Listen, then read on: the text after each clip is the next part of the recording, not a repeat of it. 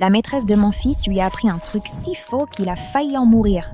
En voiture, il me dit qu'il a mal au crâne. Je lui ai promis du Doliprane une fois rentré. Mais une fois rentré, je lui ai tendu la boîte de Doliprane et il m'a dit « Merci maman, j'adore ces M&M's rouges, ils me font toujours du bien ». J'ai rigolé parce que je pensais qu'il plaisantait. Mon fils a repris la parole. « Non maman, je te jure, mon professeur, monsieur Janik, a dit que ce sont les M&M's rouges qui font disparaître les maux de tête ». J'ai juste levé les yeux au ciel, puis on s'est assis sur le canapé et je me suis endormie pendant qu'il buvait de l'eau avec du Doliprane. Mais quand je me suis réveillée, il était par terre, se tenant le ventre et pleurant. « Maman, la douleur devient vraiment forte, pourquoi ça marche pas ?»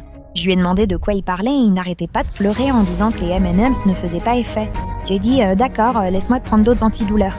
J'ai couru dans la cuisine, mais quand j'ai ouvert le placard pour prendre du Doliprane, il était vide. J'ai secoué les flacons, mais rien n'est sorti. Je suis retournée en courant dans le salon en criant son prénom. « Dominique, t'as mangé ça? T'as mangé tout le flacon ?»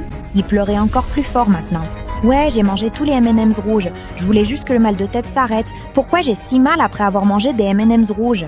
J'ai regardé son visage et ses pupilles étaient énormes. Je l'ai pris dans mes bras et j'ai couru vers la porte d'entrée sans chaussures, puis je l'ai mis à l'arrière de la voiture. Je conduisais vers les urgences en chaussettes, sans avoir la moindre idée de ce que 50 Tylenol pouvait faire à un enfant de 8 ans, mais je savais que je ne pouvais pas perdre une seule seconde. Je grillais tous les feux orange, klaxonnant pour que les gens avancent. On était arrêtés à un feu rouge et il a commencé à trembler, puis ça s'est accéléré de plus en plus. Tout son corps s'est mis à trembler et j'ai compris d'un coup qu'il était en train de faire une crise d'épilepsie. J'ai crié son prénom, j'ai heurté 3 trottoirs en entrant sur le parking de l'hôpital sans même étendre la voiture. J'ai couru vers ses portes automatiques en portant mon fils et quand elles se sont ouvertes, toutes les personnes dans la salle d'attente se sont retournées pour regarder. Dom gémissait, à peine conscient, et de la mousse commençait à se former autour de sa bouche.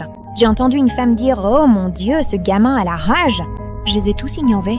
J'ai couru tout droit, dépassant le bureau d'accueil en criant à l'aide. « À l'aide! Quelqu'un, aide mon fils !» Des infirmières sont sorties en courant et avant même que je m'en rende compte, elles l'avaient installé sur un brancard et l'emmenaient en roulant dans le couloir. J'ai essayé de les suivre mais quelqu'un l'a attrapé. On m'a dit que je pouvais pas aller là-bas. Ils m'ont conduit dans la salle d'attente et je suis restée là furieux et c'est là que je me suis souvenu de ce que Dom avait dit dans la voiture, les M&M's rouges. Il a dit que c'était sa maîtresse qui lui avait dit ça. Je suis remontée dans ma voiture cabossée et je suis vite allée à son école, toujours en chaussettes. Le professeur de mon fils